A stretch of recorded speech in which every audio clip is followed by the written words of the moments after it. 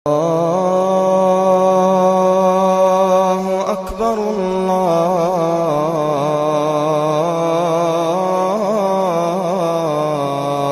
Akbar.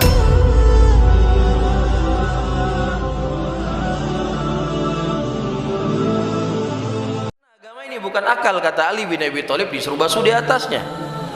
Bisa difahami ya? Nah, kalau secara akal kita, apa haramnya, apa dosanya seseorang tukar uang 100.000 dengan 10.000, 100.000 dia kasih sekarang, 80.000 dia ambil, nanti kalau dia sudah selesai dagang, dia balik ke tokonya ambil 20.000 lagi.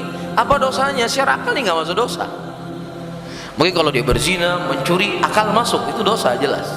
Mengambil hak orang, akal kita sampai, oh itu dosa lah ngambil hak orang.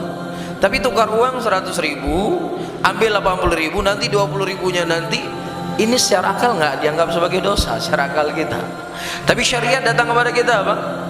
Nabi SAW mengatakan yad dan biyaddin, harus selesai dalam satu majelis. Tangan dengan tangan maksudnya apa? Selesai dalam satu majelis. Kemudian kata Rasulullah, fa idza ikhtalafat hadhil asnaf, kalau seandainya berubah dari asnaf ini dengan asnaf yang berbeda, bapak-bapak ingin tukar uang dolar, $100, kan nggak mungkin ditukar dengan 100 rupiah, nggak mungkin kan? Nah, ini tidak disyaratkan harus semisal, tidak disyaratkan harus semisal. Maka ketika emas ditukar dengan perak atau uang dolar ditukar dengan uang rupiah, tidak disyaratkan semisal. Kalau semisal ya rugi loh orang punya dolar. Sangat beruntung orang punya rupiah. 100 rupiah tukar dengan $100. $100 itu bisa 1.350.000. 100 rupiah uang kita cukup beli apa?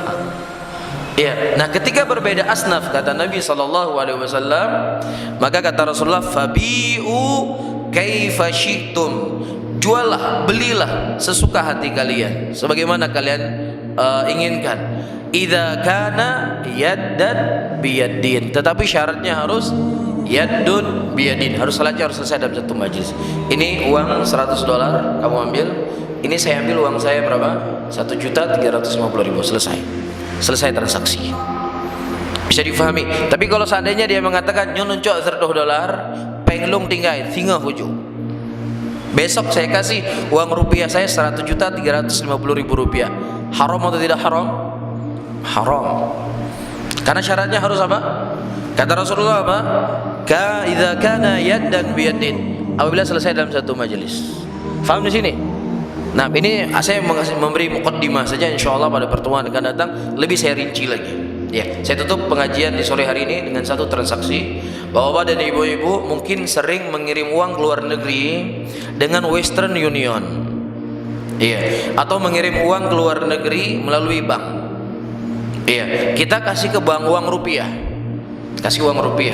Misalnya bapak-bapak atau ibu punya anak yang kuliah di Malaysia atau di Singapura atau di Amerika, kirim uang bulanannya. Kita kasih kepadanya berapa? Rupiah. Nah, nanti akan diterima di rekening anak kita atau siapa yang dia punya rekening luar negeri dengan uang mata uang luar negeri tersebut. Bisa di Singapura, akan diterima di sana dengan dolar Singapura. Kita kirim apa? Rupiah. Berarti di sini ada apa?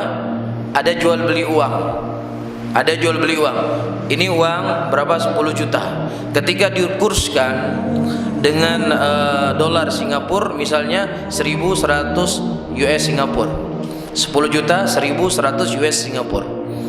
Kemudian bank itu memberikan kepada kita sanad, slip setoran.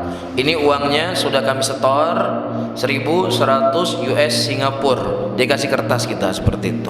Boleh atau tidak? Ini secara hukum asal bapak-bapak dan ibu-ibu yang dimuliakan oleh Allah, ini tidak dibolehkan. Karena kita tukar uang. Ketika kita tukar uang 110 juta, kita tukar dengan US Singapura 1.100. Supaya kita lebih aman, kita ambil dulu mana uang 1.100 US tadi, 1.100 US Singapura, kita pegang dulu. Udah kita pegang, nyocok, kirim. Ya, kan cantoi dah. Tapi begitulah syariat. Begitulah apa? Syariat. Karena ada sesuatu yang itu tidak masuk akal kita dalam syariat. Ini yang paling selamatnya. Faham? Karena yang namanya kertas yang sebagai bukti slip setoran tadi itu tidak bisa kita belanjakan, nggak sama dengan uang. Bapak-bapak pergi ke toko nyunuk kublober pakai slip setoran, bisa atau enggak? Itu enggak sama dengan uang, beda dengan uang. Jadi supaya lebih selamat, uang itu harus dipegang. Pegang dulu uangnya, sudah dipegang, nah nih kirim. Demikian pendapat sebagian para ulama, dan ini lebih selamat.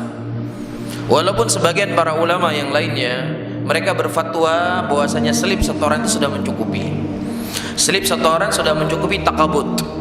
Faham di sini? Slip setoran itu sudah mencukupi untuk yadun biyadinya, sudah mencukupi dengan slip setoran tersebut. Nah, supaya khuruj minal khilaf, supaya kita keluar dari perselisihan para ulama tentang masalah ini, lebih baik apa? Kita minta pegang uangnya 1.100 US tadi, sudah kirim. Cuma pegang saja. Udah, ini kirim. Paham di sini? Karena yang namanya tukar menukar harus apa? Yadun biyadin. Bisa difahami? Nah, ini sekelumit apa yang ingin saya sampaikan tadi, untuk kita lebih semangat untuk belajar terkhusus dalam masalah riba. Bapak-bapak yang ingin berangkat yang masalah haji, mungkin nggak semua kita punya kemampuan naik haji. Iya, bapak-bapak membayar zakat, hukum masalah zakat nggak ada, tidak semua di antara kita yang wajib zakat di sini. Tapi yang namanya jual beli, mau kaya, mau miskin, mau perempuan, mau laki-laki, mau orang kota, mau orang desa, yang namanya jual beli pasti dia akan melakukan transaksi jual beli. Jelas ya? Nah, disitulah butuh seseorang apa? Ilmu agama. Terlebih dalam masalah riba. Terlebih dalam masalah riba. Oleh karena itu para ulama berfatwa haramnya seseorang masuk pasar kalau dia belum punya ilmu tentang jual beli. Terlebih bapak-bapak dan ibu-ibu punya bisnis jual emas, jual perak. Wah, ini sangat bahaya. Banyak hukum fikih yang perlu diketahui di balik itu semuanya. Bisa difahami ya?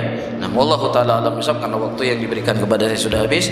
Insyaallah taala kita sambung pada pertemuan yang akan datang. Atau ada pertanyaan sebelum kita tutup? Kalau tidak ada, saya akhiri. Allahumma salli ala Muhammadin wa ala alihi. Sebelum tutup sedikit, jangan salah faham. Saya membahas tadi khusus dalam masalah asnaf riba yang 6 ya.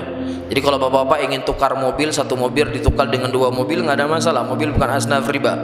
Tukar tanah ditukar, 2 peta tanah ditukar dengan 3 peta tanah, tidak ada masalah karena ini bukan asnaf riba. Jelas ya?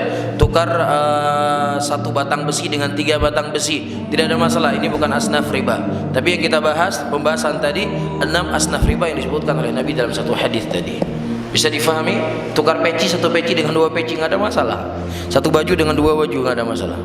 Wallahu taala a'lamu bisawab. Allahumma shalli ala Muhammadin wa ala alihi wa ashabihi wa man tabi'ahum bi ihsanin ila yaumiddin. Wassalamualaikum warahmatullahi wabarakatuh.